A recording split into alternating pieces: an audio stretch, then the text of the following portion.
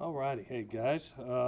Congratulations to all the student athletes that found their college fit today and had the opportunity to not only continue their education but their football careers. Very proud of each and every one of them and glad that they found their fit on their next step. I've always thought the game of football as a player is so important to acquire the necessary talent to needs that you need on your team at certain positions. And I felt like that we did that in both signing periods. We were able to acquire 19 young men in the early signing day process, 10 which are currently on campus and are working out and going to school right now. And we added 7 more special student athletes with today's second signing class for a total of 26 men currently signed. In December, I thought it was really about bolstering our offensive and defensive fronts. And thought we did that on the offensive line with Jason Rodriguez, Talini Levi, and Gino Quinones, truly making us a 3-deep offensive line, having 15 gentlemen on scholarship at the offensive line position. We also bolstered our front with 2 big tight ends in Jude Wolfe and Ethan Ray that we're very proud of. Defensively, in that December period, we added Dejon Benton, Nick Figueroa, Stanley Taufa'o, and Drake Jackson, along with interior linebackers Mananoa Tefono and Raylan Goforth. In December, we signed some terrific skill kids in Drake London and Munir McLean, knowing that we were getting ready to go to a different style of system that would require explosive athletes. We also got a home run hitter at running back in Keenan Kristen and a quarterback that I think is a truly special gunslinger in Keaton Slovis. Defensively, in the secondary, we added Trey Davis, Max Williams, and Britton Allen. And as a specialist, and now I can talk about him since he's on campus, when we lost Reed Budrovich and Chris Tillby, both punters that had performed for us, we really felt a need at that position and didn't think that right now we could go young. And we had the opportunity to acquire a very experienced player and athlete in Ben Griffiths from the AFL, a gentleman that is a true professional and an absolute talent at what he can do punting the ball. When we came into this signing period, we really felt that there was a desperate need to continue searching for defensive backs. We had lost 7 defensive backs off our last year's roster, basically the entire starting secondary, and with the possibility of losing another senior after this season. That was 8 total DBs in a 2-year time. So we felt like there was a great need at that position, so we continued to garner that position, adding Dorian Hewitt from Texas, Kaolana Makaola from Hawaii, Adonis Ote from Tennessee, Jaden Williams, and Jalen Watson, 5 guys that really make us not only deep but also very talented in a very short amount of period of time. We also were able to garner a tremendous outside linebacker in Luzin and Chinunwoso and Porter Gustin. We were looking for a special person, and in Tuasiva Namoro, we found him. A young man out of Centennial High School that is a Tasmanian devil. He reminds us of Uchenna, was a safety his junior year, moved down to outside linebacker this year, and is a young man that we feel is an extreme talent and has got a very bright future. And then finally, when you're getting ready to go to the offense at Graham runs, you do want special athletes to help run that offense, and to be able to get Kyle Ford, who I think is dynamic at what he does. He reminds me of a gentleman that was here today on campus and with us, Juju Smith. That physicality at the position that Kyle brings, we can't wait to use. We come away with this class really loving it as people, as student, and as athletes. 22 of the 26 are from the West Coast, from the states of California, Hawaii, Arizona, and Washington. 16 of those are right here in our backyard in Southern California, 16 of those 22. Out of those 26 players, 3 are national recruits from Texas, Florida, and Tennessee, and 1 international recruit from Australia. Now it's time that we've got done with recruiting to focus on our current personnel that's on our campus. We've been, since the season ended, we put together an extensive winter workout sessions that we are currently in the middle of. It was started with Coach Ivan Lewis who left for Seattle about a week and a half ago, and under the leadership of Keith Belton and the remainder of our strength staff, Josh Heidegger, Danny Van Dyke, and Steve Novicido, we are thank them for what they have done in continuing the great program that was already installed. The next 3 weeks for our coaches will be in preparation for spring that starts on March 5th and that will run through April 13th, and we'll focus on installation meetings as well as working functional football movements in our winter workout program. With that, I'll take any questions that you have on today's signing class or recruiting questions. Clay, what's the immediate prognosis for Kyle Ford? Because he had knee surgery last fall. Is he going to be able to play right away? Does he have to rotate? Yeah, you know, he'll finish 9 months at the end of August. And, you know, we signed Kyle, you know, nowadays with ACLs and modern science, it's not really physical, it's really mental, being able to get back. And usually you're fully cleared about 9 months. That'll be at the end of August. You know, in Kyle, we saw a unique talent that we wanted to invest in for the entire future. And if he's ready to go, he's ready to go. If not, we'll leave that up to the doctors and see where it is. It reminds me a little bit of Solo last year, of Solomon, you know, where, you know, we knew we had a special talent. We did not know if he'd be ready for the season or not, but we knew that he was a Trojan at heart and he was a Trojan talent. So we'll see where Kyle is after 9 months of rehabilitation and see if he's ready to go. If he is, he is. If he's not, then we know we've got a great investment for our future.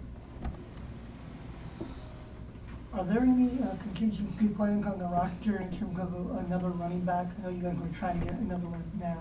Well, right now, we signed 26 today, and we actually left some space to be able to continue to garner young men if needed.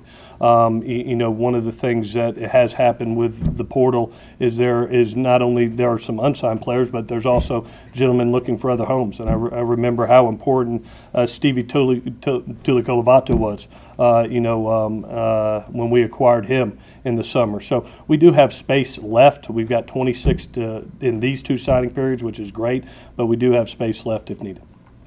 Do you have somebody that just studies the portal? I mean, is that like almost an assignment for somebody on the staff? Yeah, Dan, I tell you, with our recruiting staff, it is something that we look at, and you look at even the recruiting services now. You know, they've dedicated part of their service to just the portal. I think it's, you know, with the NCAA going to this model, allowing student athletes to have an easier time to find a new home, that I think this is going to be the trend. You know, we have currently 2,000 football players that are in the pro portal right now, and almost 1,400 of those are Division I football players. You know, so you do look at that and see if there are guys that are out there that fit you and fit your need. And I think that's going to be the way of the world from here on out. And I think not only will we face attrition in the future, everybody else will too. I think this is just going to be common occurrence when you get to the winter that you're going to lose a couple guys that end up graduating and want larger roles for themselves. What was it like going through the recruiting cycle as the USC search was playing out? I know it was about a 2-week stretch or a couple of days there where you guys didn't have an OC. So what was it like going through that? Well, it was easy. One, it's USC, and I think everybody had known. You know, I've been here. This is going to be my 10th season, and we've always have been affluent in the passing game. You know, whether it was quarterback wise, wideout wise, and you know, in hiring Cliff, we showed our hand in what we were going to. You know, we had signed 19 young men. There were, you know, 7 or 8 to go there. And we really felt the need at the DB position. So you see the needs that we filled right there. You have Kyle Ford that's in there that just is a unique talent that had been with us for a while. But you know, everybody I think understood the direction we have been in the past. But by hiring Cliff and then hiring Graham, you know that we have the quarterbacks and the wide receivers and the skill to be able to operate within that system. Can you walk us through the process that landed Graham after Cliff decided to pick up? Yeah, you know, when Cliff left for Arizona, which I've said this, I'm so happy for him and that opportunity. To have the opportunity to be an NFL head coach, I think is truly special. It's a once-in-a-lifetime opportunity. And, in doing it, when he left, I knew that I wanted to, look for a gentleman that was elite in the passing game. I'm very fortunate here because of Tim Drevno and Mike Jinks, both are influential in the run game. Tim has been an OC, knows the run game inside and out. So for me, it was to garner a guy that is elite in the passing game and has knowledge of it, both playing as well as coaching. And in doing my research, I wasn't going to rush. I knew that we had the majority of our players signed in that first signing period. It was more important for me to be patient and get the right person rather than just trying to rush. There was no sense of urgency or pressure on me to do that. So, in looking, I looked at several men, had several interviews, and then had the opportunity to sit down with Graham, and it was just a fit. It was exactly what I was looking for from his knowledge of the passing game, for how he develops quarterbacks, to take the offense that he did at North Texas that I think was like 124th at one point in time and go to 20th, to develop a top 10 quarterback in Mason Fine. He showed the characteristics that I was looking for. And then bringing him on campus, I wanted to make sure it was a fit for him.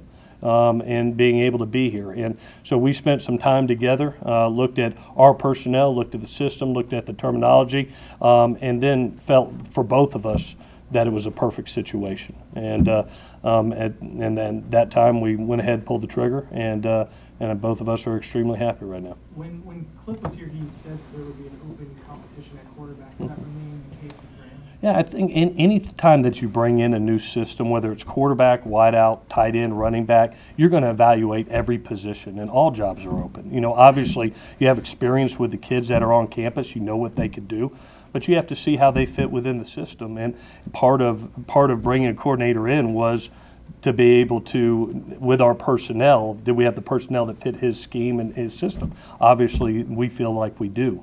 So all jobs are open, and our kids know that, both offensively and defensively as you go into spring. But especially with the new system, you're going to evaluate everybody. Do you have any thoughts on the Brew McCoy situation? And does he still count as an initial counter because he enrolled at USC and even though he transferred out? Yeah, he does count as an initial counter because he was at USC. So he accounts within your 25 limit for this year. You garner that scholarship back come fall. So it is in your initial, but you will acquire it for the upcoming season if you decide to garner it for a blue shirt or a walk-on, or you want to use it for a midterm enrollee at the end of the fall. In Bruce's situation, it was one that was personal. Some other attrition that we've had was based on graduation, guys graduating in 3 years, wanting to garner bigger roles. Bruce was personal, and I'm going to leave it personal. But I will say this about Bruce: phenomenal person. Phenomenal athlete. Wishing nothing but the best. I can say this about him: he loved his time here at USC. He loved his teammates. The personal relationship that I will have with that young man will be for a lifetime with him and his family. And I'll remain and let it be personal. But we wish him nothing but the best. It ended on really, really good terms, and that relationship will last a lifetime. With your new role, yes, and with Graham and all that, how will things look different in the spring with this team? Yeah. What's going to look different? Well, I think a couple of things have already started, Dan. I think threefold. One is our winter workouts. The ability, we're doing a lot more as a team, garnering the accountability not to the individual, but to the team, and understanding that one fail, all fail. And our guys, if they mess up in any way, whether it's being a second late, whether it's all of a sudden not doing a drill right, it's the entire team that's accountable. So you're already getting that feel. The second thing for me will be during the spring. I'm really looking forward to, like I mentioned, I think it was about a week and a half ago, I released a statement about, really allowing the OC, DC, and special teams coordinators to do their job. I'm going to focus on what I felt really cost us late in the season from going back to Santa Clara. Losing 4 ball games by 7 points or less was directly attributed to penalties and turnovers. That's just the fact of the matter.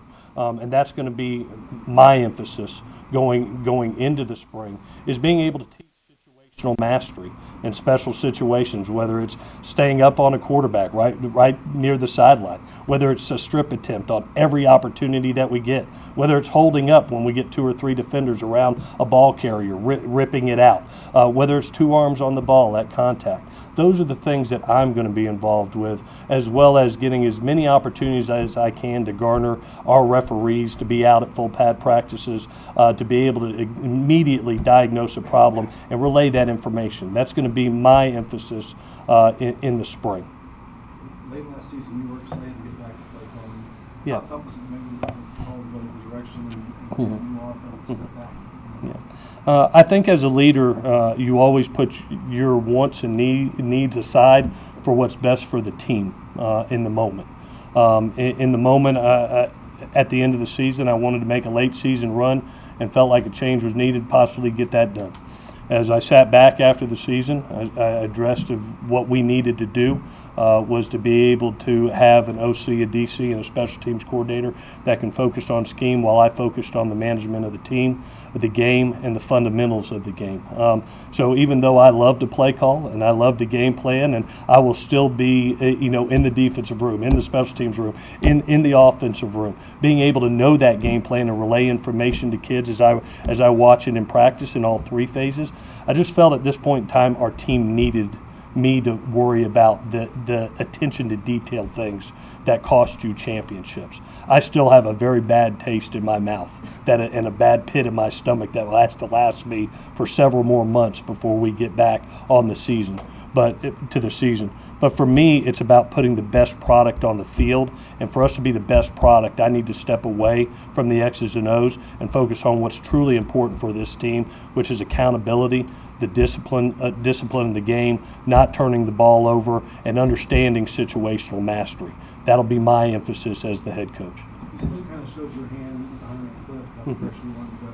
How did the air raid idea first come into mind as the path you wanted to pursue this program? Well, and not necessarily air raid. I want that to be said. One of the things that really struck me both with Cliff and with Graham is they're different than maybe Coach Leach, who's true air raid. You look at Graham's offense, and when you truly study it, not only did they have the 10th leading quarterback in the nation, the 10th rated pass game in the nation, but they also rushed for 2,000 yards.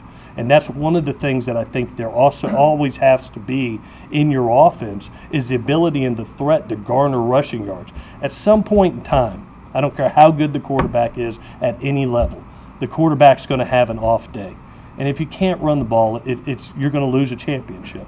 And in watching Graham's offense and studying it and being able to see, wow, they are in 12 personnel. They are in 2 types of. They are in 11 personnel, a bunch. It's their lead personnel group with a tight end. They do garner 4 wides. They mix personnel groupings, and they still have the threat of the run in each and every ball game, enough to garner 2,000 yards of rushing over a season. That's what truly intrigued me. It wasn't true air raid. It was the ability to have an elite passing game that still can emphasize a running back. Are there any noticeable differences between how Cliff's offense and Graham's offenses operate? It's very similar, and both in meeting with both guys, the passing game is what's extremely similar.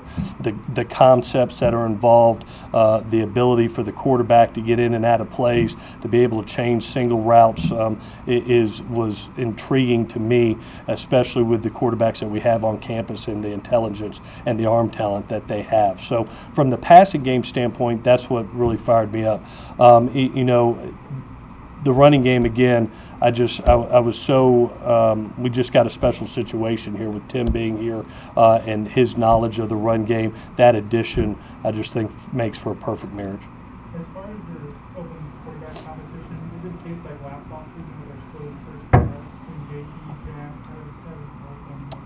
we'll get into spring, and there'll be equal number of reps for everybody, going in there. And like I said, it's not only the quarterback; it's all positions. I mean, when you end up going to a new system, you have to evaluate everybody and how they fit within the system. So to be able to evaluate, spring is that opportunity to allow everybody to have a chance to grow and to compete at the position. So everybody will have that chance.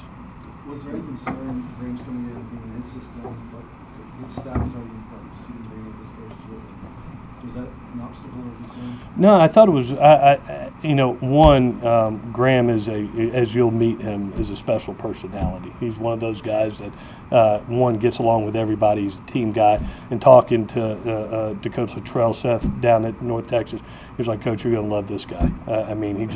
He has the ability to capture everybody in the room.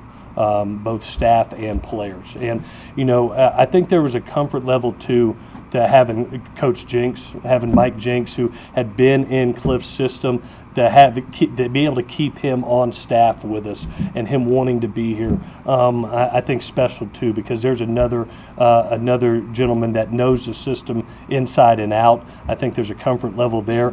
The protections are very much married up to what we have done in the past, as far as the 5, 6, and 7-man protections are very similar. So I think that was a comfort level for Tim, for Coach Drevno. And the happiest people are probably the wideouts and tight ends. So to be able for Kerry to have a wideout core that got even better today with the additions of this signing class, I think there's a lot of balls that are going to go around to a lot of people and make them happy. With the new focus, other than having officials there more, how will practices look different?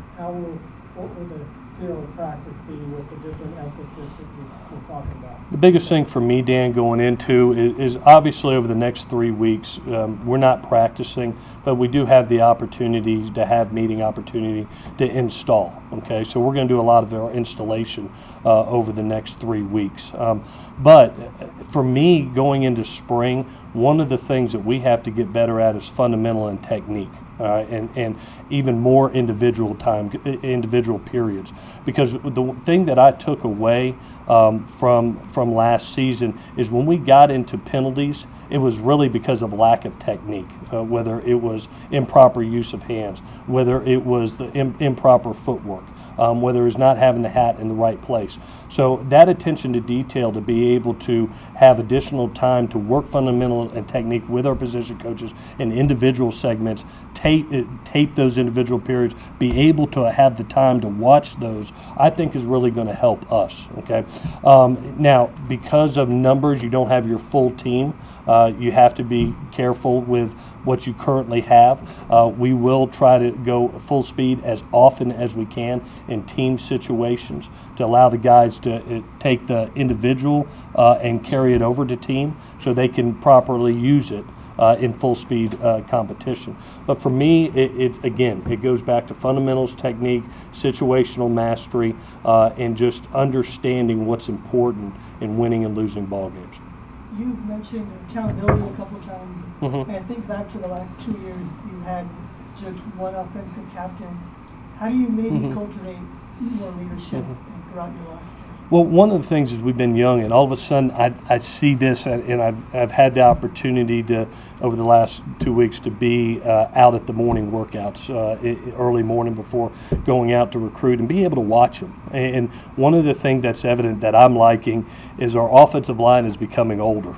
All of a sudden you've got an Austin Jackson that is in full command of an offensive line as a junior now, a Jalen McKenzie that is stepping up, Andrew Voorhees that is stepping up, Elijah Vera Tucker. These are third-year players now that are being vocal. And I think one of the things that happens is when your big men are taking charge, that's a good thing.